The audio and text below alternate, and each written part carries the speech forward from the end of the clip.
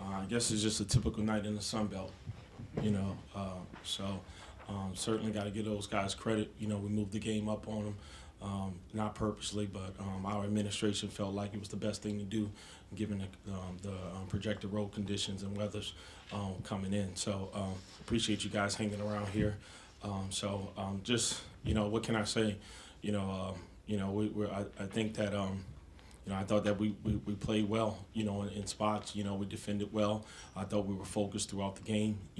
That's a tough team. That's a championship level team.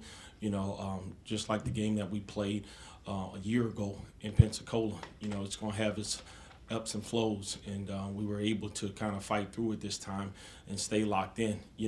When you're about the right stuff, sometimes things just go your way, and our guys just focus on staying together and overcoming any level of adversity by holding on to the rope. So I'm proud of my guys. I know it wasn't perfect, but I tell you what, show me a game that is.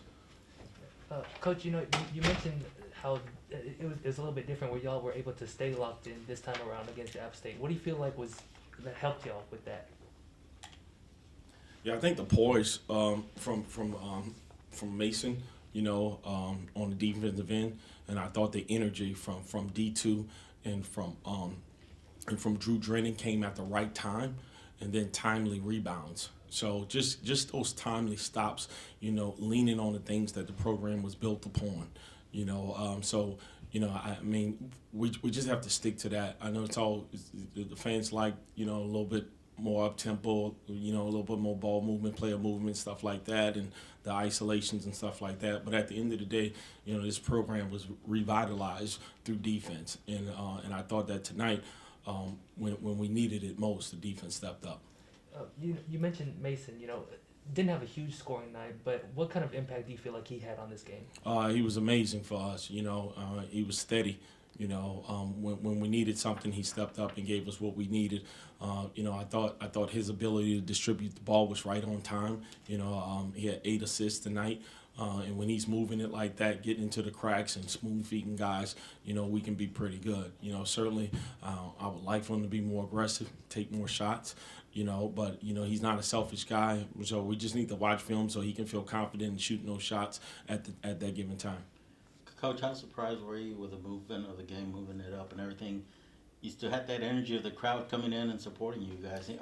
Were you surprised that people made it here with all the weather conditions and everything? Yeah, in some ways I was, but I'm not surprised about the level of dedication that this university and this community has to this program. So I certainly appreciate that. When I came out of halftime, it looked like a new arena. I thought somebody had time warped me. I was like, where all these people come from? I was like, I didn't get the memo. Did the ice go away? So, man, I really appreciate that. I know some people got the word late, but that just goes to show you, rain, sleet, or snow, that they're going to be behind this program. And I think it was also them tonight. We're talking about a player of the league candidate stepped up and missed 3 free throws. And, this place was deafening. So, once again, and six man, a woman, is Texas State fan base. It was unbelievable. So shout out to Bobcat Country. Coach, the Mountaineers had a 6-game win streak. What went into preparation for this win before the tip-off? Yeah, I think, we're dealing with a really good team, well-coached team. I thought one of the biggest things that we wanted to do was disrupt the flow and kind of keep them under 25 threes attempted. We're trying to keep them to 20, but we got them to 22. They were on a pace to shoot 30-something threes in the first half. So ability to switch up. When two come together, we try to switch up to take away the threes and take away the confusion. So I thought we did a pretty good job. The whole week, all we talked about was disrupting the flow of their offense, getting under them, getting into them. They do not turn the ball over.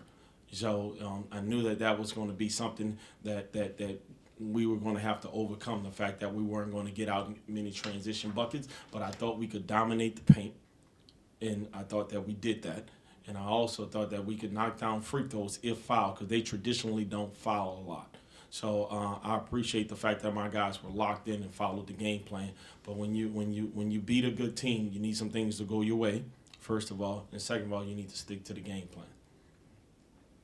Coach, you guys were up by double digits most of that second half. How was App State able to get back into it?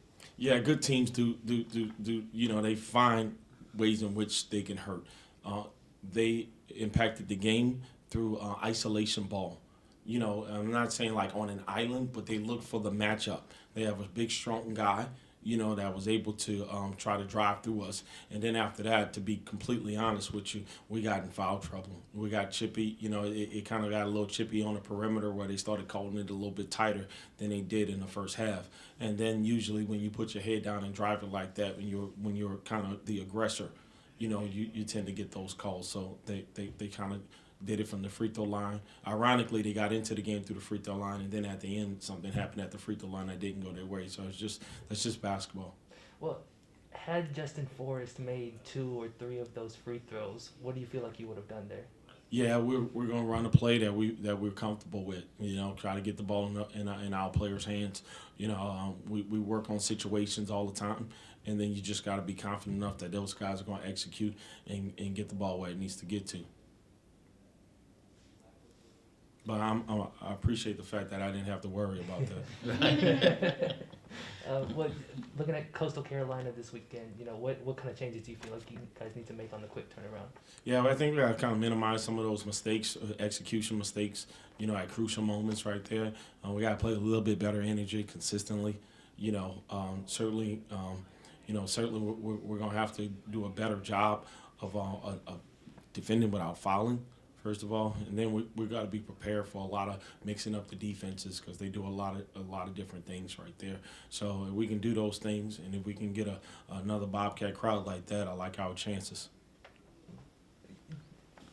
Mason, not a huge scoring night for you, but it seemed like you had a really big impact on the game. What do you feel like you did well to help the team win tonight?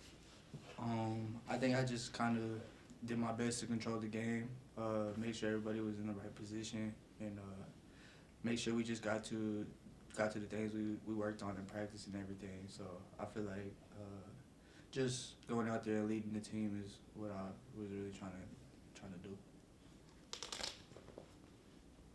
Shelby, I know you started the game, but in the first half you came off the bench with amazing energy. With great defense, you came in, stole the ball, put points on the board.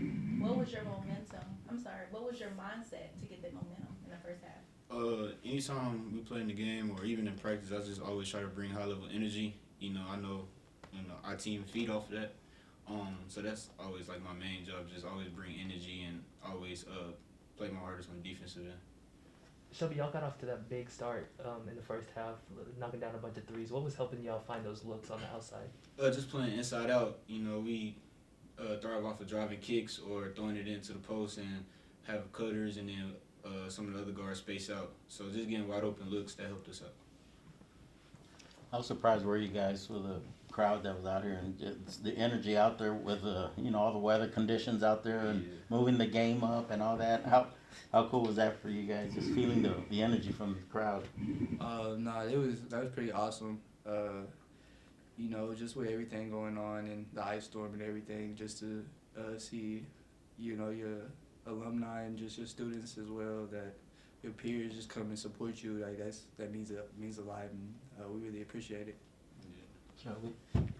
Yeah, we was talking about it prior to the national anthem. We was like, dang, it's probably a pretty good crowd for this weather.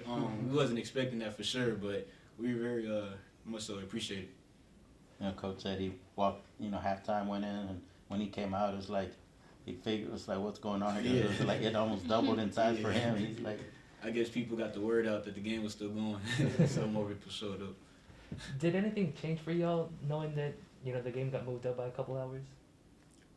No, we still had the same preparation, shoot around, going through scout, things like that, pregame meal. I guess our coach Dillon did a good job of notifying us early, so pretty much everything stayed the same. When did y'all find out? We found out around 10 a.m. Around 10 a.m. Mason, there was a point there in the second half. It looked like you got an elbow to the ribs and had to come out. What happened there? I'm not really too sure. Like, I was just guarding. I forgot who I was guarding, but he just came down and kind of chucked me and kind of got me in the side of the ribs. So it's just, just knocked the air out of me for a sec, but I'm good. You know, y'all were up by double digits most of that second half. How do you feel like App State was able to come back late in the game? I feel like a lot of the things were self-inflicted.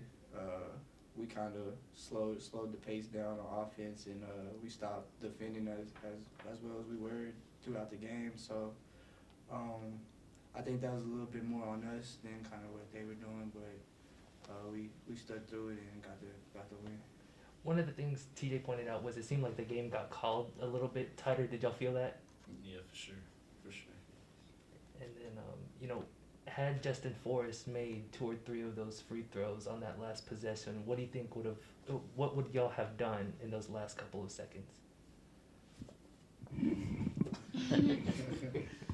Yeah, if he would have made one of those free throws or something like that, we just would have found a way to score, just so we could end the game. Or even if it went into overtime, you know, we was prepared. We was prepared for anything.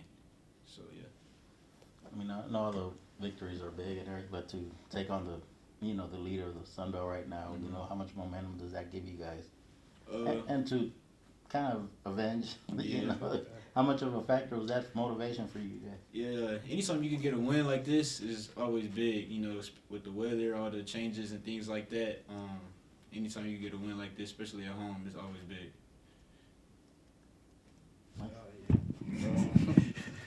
Yeah, no, we just were a lot more focused heading into this week, and we just know, like you said, they're the number 1 team in the conference right now, so there's a lot of momentum you can build from winning games like this. So we were just preparing best we can, and now we're just trying to get ready for Saturday. And, you know, going up against Coastal, what are y'all expecting out of that matchup?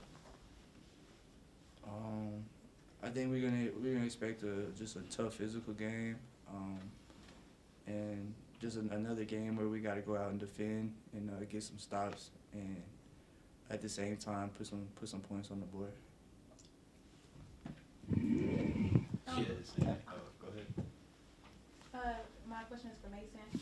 How do you believe the communication and chemistry between your teammates impact tonight's game? I think that was huge. That's something we really harp on in practice and everything, is just communicating and constantly talking to each other.